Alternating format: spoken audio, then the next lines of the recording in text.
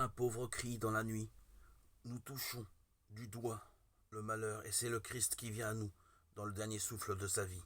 C'est le Christ qui gémit dans sa robe d'endurance sur le bois de la croix. Élie, Élie lama sabachthani.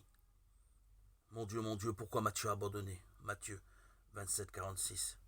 Et ces mots du psaume 21, prononcés en araméen, qui nous viennent si souvent à l'esprit quand tout va mal, sont comme des gouttes de grâce nocturne tombées sur le monde, nous faisant respirer entre les deux infinis de la mort et de la résurrection, de l'anéantissement et de la renaissance, ramenant au jour le passé et sollicitant tour à tour les ombres de la nuit et l'éclat de l'espérance. Tant de jours et de générations ont passé entre le premier instant de ces paroles et le moment où nous les recevons avec la certitude de la diligence du mal sur nous, que nous n'en percevons plus l'horizon éloigné. Et pourtant, tout le climat de l'Exode est là, avec ses ennemis, abouchés au néant. Des fauves nombreux me cernent, des taureaux de Bachan m'encerclent. Verset 13.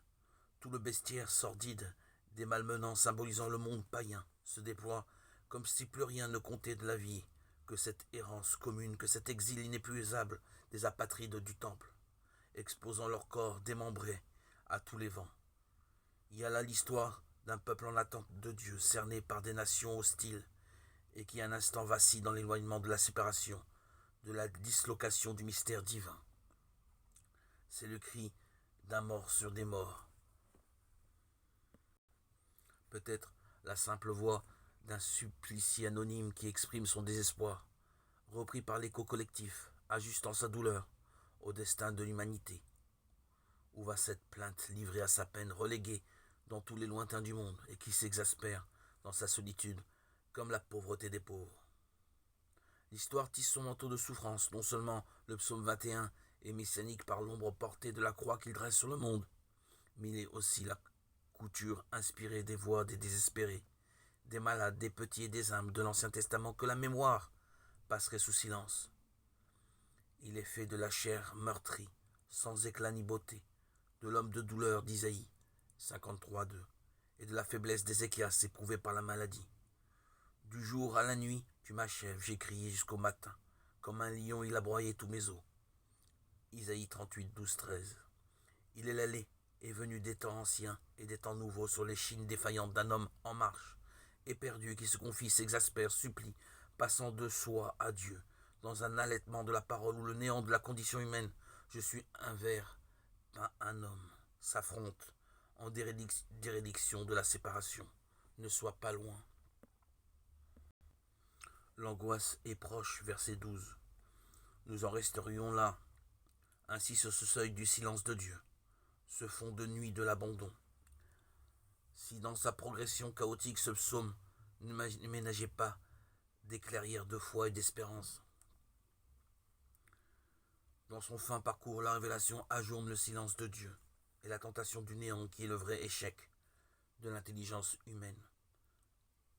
Voilà pourquoi le tutoiement de la supplication sur lequel s'est construit le premier verset nous bouleverse encore si profondément, car il a introduit une présence inconditionnelle.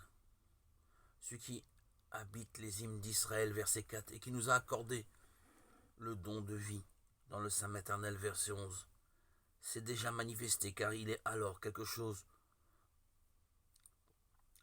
doit surgir après le désespoir.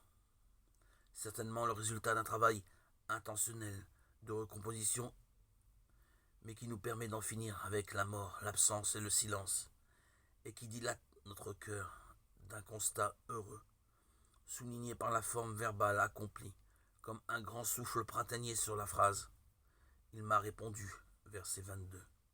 La rupture est renversante, et l'on croirait entendre Pascal dans sa prière pour le bon usage des maladies, comme si nous venions de guérir d'un seul coup de la mort de Dieu. À qui crierai-je? Seigneur, à qui aurais-je recours si ce n'est à vous? Tout ce qui n'est pas Dieu ne peut pas remplir mon attente. C'est Dieu même que je demande et que je cherche. Et c'est à vous seul, mon Dieu, que je m'adresse pour vous obtenir.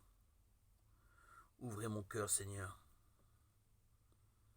Alors cette prière intime colorée de rouille s'enchante des certitudes de l'amour de Dieu, de la proclamation de sa gloire et d'une grâce de louange qui fait passer les morts aux vivants et le malheur à la gratitude.